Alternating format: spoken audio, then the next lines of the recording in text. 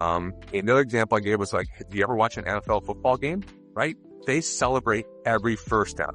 They celebrate every yard they gain. They celebrate a touchdown. They celebrate a sack. They tackle. And like it was the first time they ever did it. And why do they do that? Because it's really hard to gain a yard in the NFL.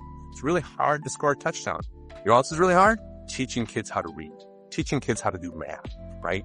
And overcoming some of the other barriers. Teaching kids how to interact with each other appropriately with empathy and feeling and build relationships. All those things. Those are hard. And they're not just natural things. Hello, everyone, and welcome to the Brighter Together podcast. My name is Janet Courtney, and my guest today is Vince Breunig, and Vince is the superintendent at the School District of Lodi, which is in Lodi, Wisconsin. Vince, thanks so much for being here today. Thanks so much for having me, Janet. I really appreciate it. Go ahead. No, go ahead. I was just going to say, tell everybody about what's going on at the School District of Lodi and what you do. Yeah. So, as you said, my name is Vince Breunig. This is my 30th year in public education, my 24th year in school administration, my 5th year as a district administrator here in the School District of Lodi. I also see myself as our chief communication officer for the district. For those who don't know, Lodi, Wisconsin is about 25 minutes northwest of Madison, Wisconsin, which is the capital of Wisconsin.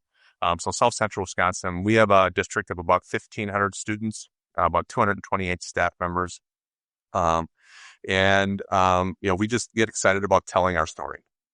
Yeah. So tell me about your story. Yeah. So it's I don't think our story is really any different than anybody else's. Really, it's just public education. We need to do a better job. We just can't leave it to chance that our families or our community know about the great things that are happening in our district. If we don't tell our stories, people will make up our stories for us. And then they'll remember something bad that happened to them when they were in school, and they'll channel that. I did a presentation earlier this year in Milwaukee, Wisconsin, to a bunch of school board members and administrators. And I asked the question, like, in this last week, who had something great happen in their district? And I expected everybody's hands to raise, and like 10% raised their hand. Wow. And I was like, you are all wrong. So it was January in Wisconsin.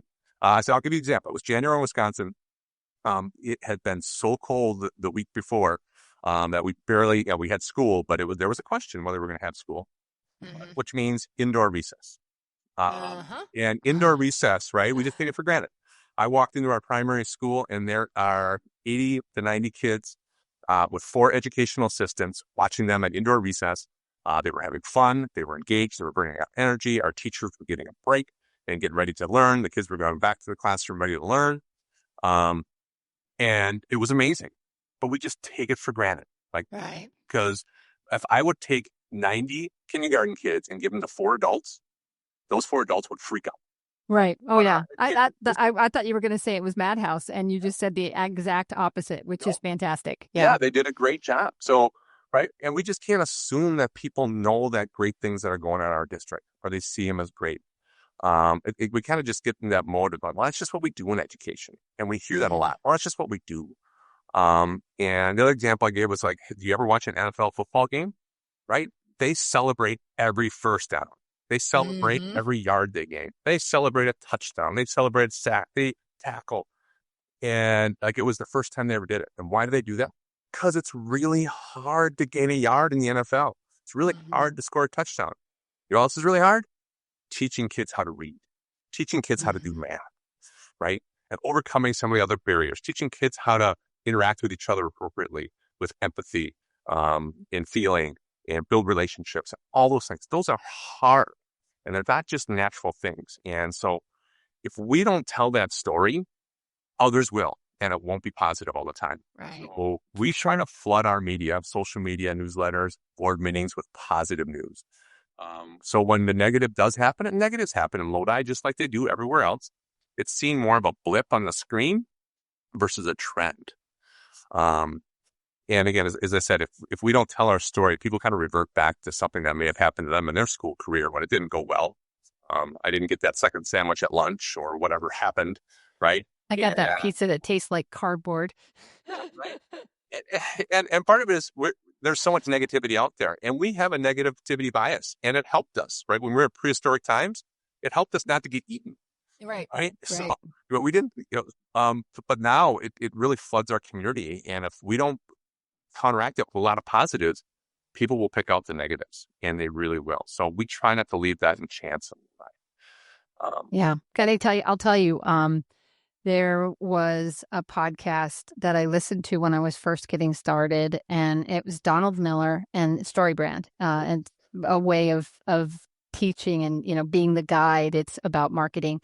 And one of the things, and it's stuck with me, and it's one of my stickies on my computer to remind me, for every one negative thing that you say to an employee, to equal it, not to overcome it, but to equal it, you have to have 4 positives, 4 to 1, just for them to be equal. So I get exactly what you're talking about. It's like, when I heard that, I was like, you got to love on your people. You got to love on your people. You got to love on your people. You got to love on your people. Yeah. So, We take it to heart. Think the last time you had yeah. something negative. Like I've done evaluations of myself, or had people do surveys of me, right? Uh-huh. And even if it's overwhelmingly positive, what do you focus on? You focus on one that negative thing. Yeah. for that, and that's what eats at you. It's not Mhm. all the overwhelmingly positive things. So, and to do this, it came out of our strategic plan that we need to do a better job of communicating. So like to ensure that we get enough content to our social media, all of our buildings create a social media calendar. So we schedule staff being responsible for sending social media out. So for example, our elementary school, 1 week's the third grade week, 1 week's the fourth grade week, something like that. It doesn't mean like if something awesome happens, you can't send it, but it just makes sure that we have a ton of content and stuff that's going on in the classroom every single day. And it's amazing when you start looking for amazing things, how much more amazing things you find. And I try to lead the way. I visit classrooms typically every Wednesday morning. I go spend an hour and a half in classrooms across our district, and I take pictures. And I put together social media posts. I send an email back to staff about what I saw in their classroom, positives, great thing, thank them for what they do. One of the things, I'm pretty tall, you can't tell that in here, but so I'm always like down on my knees, like taking pictures at eye level. And especially our primary and elementary kids, they want to have their picture taken, but like when you take their picture, you don't want them looking at a camera, right? You want them engaged in the work. So at times like, okay, if you work, I'll take your picture. You're not working, Right. I'm not going to take a picture. Yeah. I'd always like, the high Then you school, get this. like, can I see the picture before you post it? Like, yep. Oh, yeah. Oh, yeah. I'll get that. Yeah. Yeah. For So sure. it's just, it really, it's an impact, like, and again, leading by example and just making sure that we do it. It's something that we do. So, and it gives our staff like opportunities too. So like, for example, we had a staff member one day who, kindergarten teacher, another kindergarten teacher was out. And so she took both kindergarten classrooms. Oh, wow. And they do the same routines. And they do a lot of stuff together, a lot of team teaching. So it wasn't like, it was a big deal, right? You have all those kids, but they were used to that routine. Well, then all of a sudden another teacher got pulled away to a meeting because a parent came in. And so all of a sudden she had 3 classrooms at kindergartners. And those kids were just like, it was routine. They all had the same routines in the morning. They'd come up to her and ask, Ms. Griffin, what should I do with this? And she'd look at him, she'd go, well, what do you think you should do with that? I should put it in my cupboard. Yep. There you go, kiddo. There you go. Boom, there you go. Yeah. And she's taking a lunch count. It was amazing. So I took a picture and I posted something on it.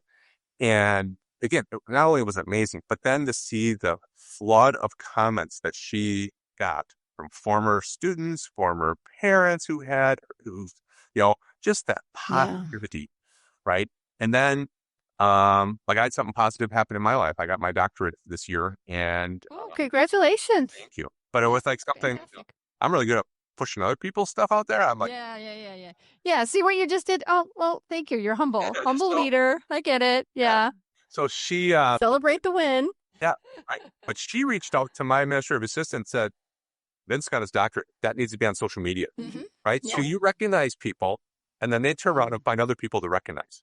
Oh, yeah. It just kind of builds. And you look for those celebrations. And again, obviously there's big celebrations, right? Yeah, when your team wins a big game or the musical's going or whatever, those things always got to be out there. But we got to look for everyday things that happen, which is awesome.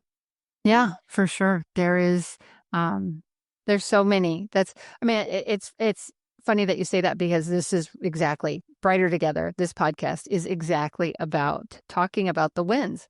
What are the wins because there are so many wins. I was watching a network program, and I'm not going to say the name, but I was watching one last night, and they were absolutely trashing education. Yeah. And I got so mad that I totally skipped it and turned it off because I was just like, these are people that either have their kids in private schools or don't have kids, and they are only looking at the numbers and not even trying to find out the positive things that are happening. And it made me so mad. I was like, you don't even know what's happening in education, and you're just on your high horse talking about how, just and it just really, and it's where I go to get my news. And I was mad. I was just like, this is not, no, don't do that.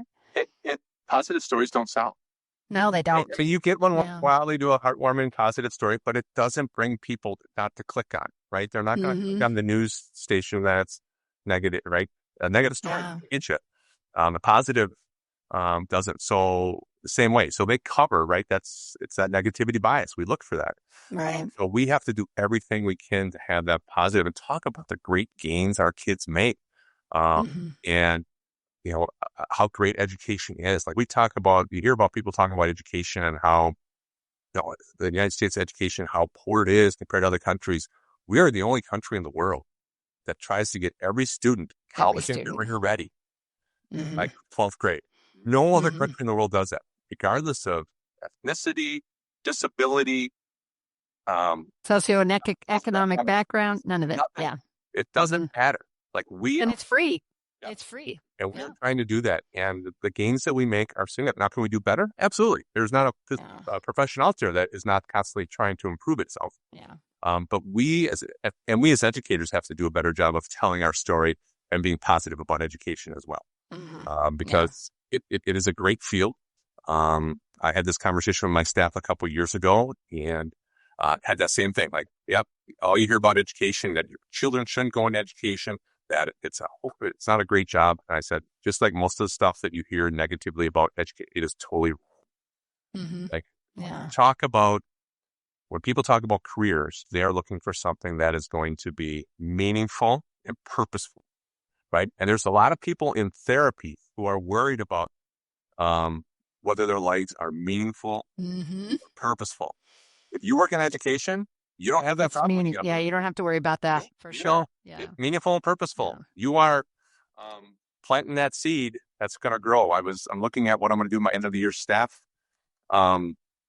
conversation and looking at Chinese bamboo. I don't know if you heard the story of like when you plant a Chinese the bamboo seed, you water it and take care of it for 5 years and nothing happens.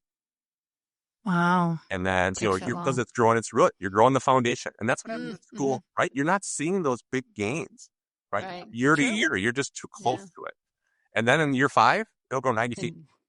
Wow. Right? And that's what happened in education too. Like by the time you step back after the K-12 education, they grew 90 feet. Yeah. When you're there working the ground, you don't see the day-to-day gains and you see sometimes the frustrations and the difficulties, right? And the setbacks. And that's where the growth really happens. And the magic really happens. There is a crisis in this country, a massive shortage of special education teachers. We know how devastating this can be for your students, families, and staff. Lighthouse Therapy places experienced special education teachers in virtual, hybrid, and on-site roles, and we handle everything from hiring to onboarding to mentorship. These aren't just placements, they're professionals who understand compliance, collaboration, and care. Let us help you fill in the gaps with special education teachers who really understand. We are here to help. Visit lighthouse-therapy.com/brighter together to connect with us today. Yeah, it doesn't happen in a vacuum, that's for sure. Yeah, for sure. Wow. Great. There are so many. So I want to ask you, you've obviously put this into practice. So what fruit have you seen? I know you have. I just am curious about. I know you talked about the one teacher who got all the responses, but I'm curious about the other things that you've seen. Well, I think we do other things too. Like I think you see in our community, our teacher, again, it's really easy, that one voice, to make you feel like you're not really being respected and that educators aren't being held to a high standard. Um, but our educators are. Like, if you look at our community, what other profession do people, not too many, where they come up and call you by your last name? Like, hi, you're Mr. and Mrs. So-and-so, right? Right.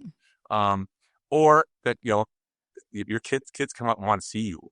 And in our community, we have our PTO a couple years ago during pandemic, put together what they call was a coffee cart. And if you think about like, an airline attendant walks down the hallway with a coffee cart, that is what they do. They picked a school, one school every Friday, and they would show up with a cart full of beverages and some snacks, knock on a teacher's door, and walk in and say, hey, you're doing a great job. Have some coffee, have a snack, whatever you want to do. And our teachers just loved it, right? And our students would ask, like, hey, can I get some coffee cart? Like, when you become a teacher in the School District of Lodi, you can have coffee cart. You can have a coffee cart. That's great. Yeah. But again, the fruit of that is the PTO is not buying that stuff. They're reaching out, and our local businesses are like our local Piggly Wiggly grocery store provides all the beverages for free every time. Nice. Local businesses pay or donate to stock it with the food that they put on there. And there's a 2-year waiting list to donate. So telling those positive stories and talking about all the cool things that are going on, all those things like that to happen. Yeah. And again, we want to make sure that we're, our kids talk about it as well. Like, they know they're on Facebook. They know that stuff that we tell us stories. So the work that they're doing is important. And we want to make sure we're highlighting all the hard work that they're doing. Yeah. Yeah. We always have a monthly newsletter, and we always have our shout outs to our people. And we always try to make sure that there's different people, not the same people all over all the time. Because it's really important. And it means so much when you see your name on that newsletter and someone recognized that you've done something. And actually, I did yesterday, we did because we're growing. Lighthouse Therapy is my company, and we're growing. And I used to do all the interviews. I can't do it anymore, right? And I had to I have amazing people that do all of the things. They make me look really smart, But I said, I want to come and meet the CEO. I mean, just come and talk to me and ask questions and know that this is somebody that I'm not. I never want to be a 6,000-foot CEO. I want to be in. I mean, our mission is to be a therapy company run by therapists for the betterment of students. I mean, always bottom line is the kids, but those therapists need to know that there's a therapist that's captaining this ship, that's making sure that they're the first things that we think about when we're thinking about taking on a contract or working with the school or whatever. It has to work for the students and the therapists. And if it doesn't, then I'm not doing my job. So, we partner and we want to partner, but we want to always make sure that what we're doing is for the betterment of those people. We're servant leaders, Vince. We really are. We're servant leaders. And that's it. Everything you've been talking about, it's exactly that. So. Yeah. So one of the other things just to mention that we do, we have done is if you look over my shoulders, the Guardians of Lodi Pride. We've done a Lodi Pride campaign. So back when I first became principal here, we had some students, we did a youth risk behavior survey, and we had students feel like they didn't matter in our community.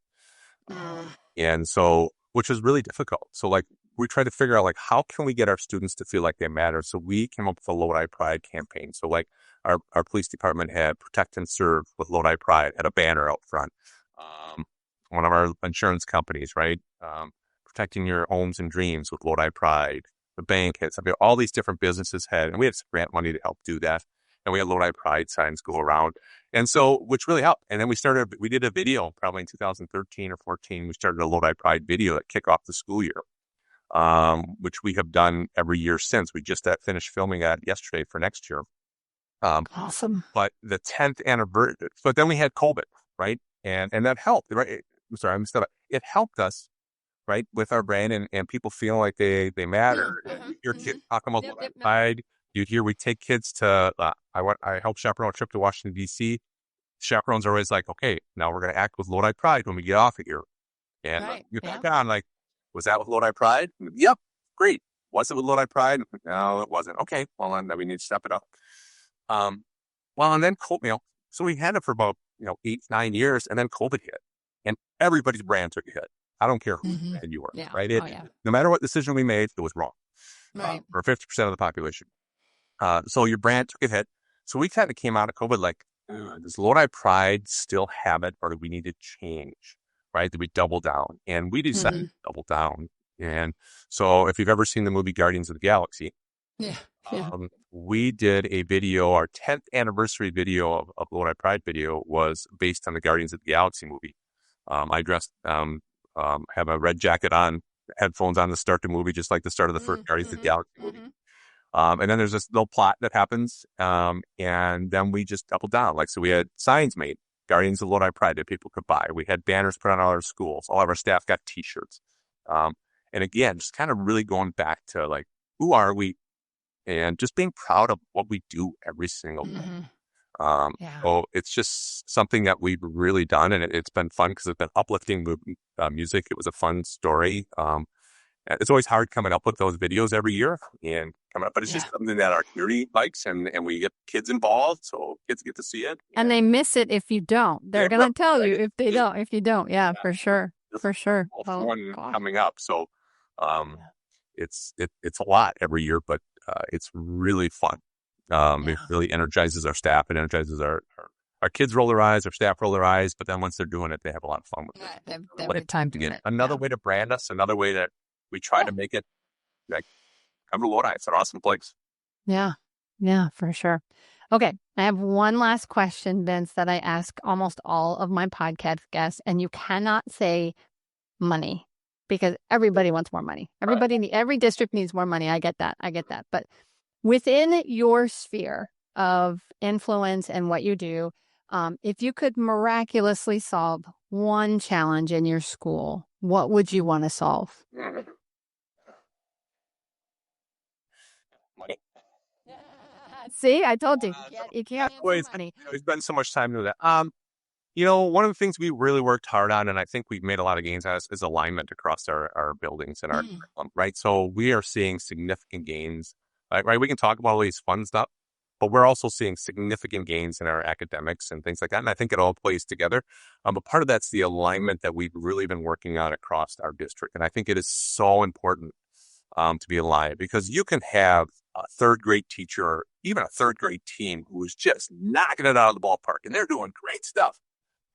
But if everybody else isn't in line with them, by the time those kids get to 5th or 6th grade, you're not going to know that they were knocking it out of the ballpark. They'll regress back to the mean. So have that alignment and buy-in and all that work. And it takes a lot of work. So it's not something you can just snap your fingers and have happen. So we've been working really hard on it, and it's coming to fruition. But I think it's always, you have regression. It's just human nature. It's a moving target. It doesn't stay put. So we're just that continued alignment across our district, and focus. The other piece is focus. My middle school principal says this all the time. We are really good at doing stuff in education. And we are like, hey, that's a great idea. Let's do that. Let's do that. Let's do that. And our strategic plan has really helped us like focus. Because I get it. And I'll answer it again with money, but we don't have more money, right? So we have to leverage our resources. If you've ever read the books, Daniel Heath just came out with a new book called Reset. And he really talks about finding a leverage point and leveraging your resources. And there's 2 ways to make a change in your organization, right? You can add more resources or you can restack them. Most of us are going to find new resources, so we have to restack them. And one of our major resources is, what are we focused on? What are we spending our time on, right? Are we spending our time on all these different things, which are cool and are important? Or we pick the really, really things that we think are going to move our district. The values, spending time there. So as a long-winded answer. No, I think it's a great answer. I think it's a great, really important for districts. And the reason I asked that question is because it really gets to the heart of where people are. And we as educators, we as leaders in education, it shows that I think and that's why I keep asking the question, because you care. You have a focus, you're working on a particular thing, and you love the kids and you love your staff and you want them to be successful. We don't go into this profession to be millionaires. It's like that money isn't there, right? But we're changing the world, and one child at a time, right? Sometimes it's one child at a time, but it matters. That one child matters. Well, and it's hard work. And it's hard work. Yeah. We need you to build relationships with kids, but you're not going to love your kid to proficiency in reading. Right. It takes, you also have to teach them, and you have to have skills, and you have to work with them and work through everybody's different. So what do they need to get to proficiency? Right. And we want you to love them and have that, but it can't be just that. You just can't go teaching just to love kids. There's the work that's really behind it. And they come with so many things. Kids come with so much baggage. And, sometimes it's getting them to the place where they can even learn, right? So that's right. We'll go around, though. That's right. You got it. It would be boring if they were all the same. Right. Oh, yeah, for sure. For sure. Every day is different at Lighthouse, I'll tell you. It's part of the reason why I love my job so much is that it just is, it's something that, you just keep doing it. I used to tell people, it was hard for me to step into leadership because I had to give up seeing kids. And I started this company. I was our first SLP. I know how to do that, right? And by year 2 or 3, I think it was year 2, I knew I was done. But year 3, I tried to help, and I wasn't doing therapy well, and I wasn't doing CEO work well. And it was so I had to give that up. I had to go, okay, I can serve 55 kids well, or I can serve 2,500 kids by allowing and doing this work so that other people can do it. And I can't do 2,500 kids by myself. You can't do it. So, you get it. You get it. I was a high school principal for 7 years and stepped out to the director of student services role, so the district office role. And I wasn't ready to not have that direct connection with kids and staff. Yeah. So I went back, was a high school principal for another 10. Well, and you're still Wednesday mornings, you're going and seeing those kids. You have to. Yeah. I'm still stay connected. But it's different. It is different. You're absolutely right. There's no question about it. But yes, that's what makes it fun, like getting high fives. Yeah. And to be honest with you, that's what the Lodi Pride videos, the offset of that I never even thought about, especially the last couple of years, has been how our kids know who I am now. Especially our younger kids, they know who I am. They know who the superintendent is. They recognize him because of the videos. So it's awesome. Okay, well, Vince, an amazing conversation. I could talk to you for another hour, and we're out of time. But where should people go if they want to learn a little bit more about School District of Lodi and what you're doing? So you go to our website, www.lodi.wk12wi.us. Otherwise, you can go to our Lodi Facebook page as well. It's probably the best areas that you'd see us. So make sure it's Lodi, Wisconsin, because there's another Lodi? There's other Lodis. There's Lodi, New Jersey. There's a Lodi, California. So once in a while, I'll get a parent call they'll start talking about something, and I'll be like, are you calling? And I'll be on state. Yeah, well, I got news for you. There are 30, I can't remember if it's 39 or 59 Lighthouse therapies out there. No idea when I started. We actually trademarked it because I'm like, in this space, I need to know that this is the Lighthouse there. And that's why our logo and, all of that. But yeah, there's a lot of them out there. And we had the same thing. People have called us and been like, I need to schedule my child and no one's calling me back. Not us. I'm sorry. Yeah. So anyway, well, it was awesome. Thank you for participating in the Brighter Together podcast, because we really are brighter together. Thanks for having us.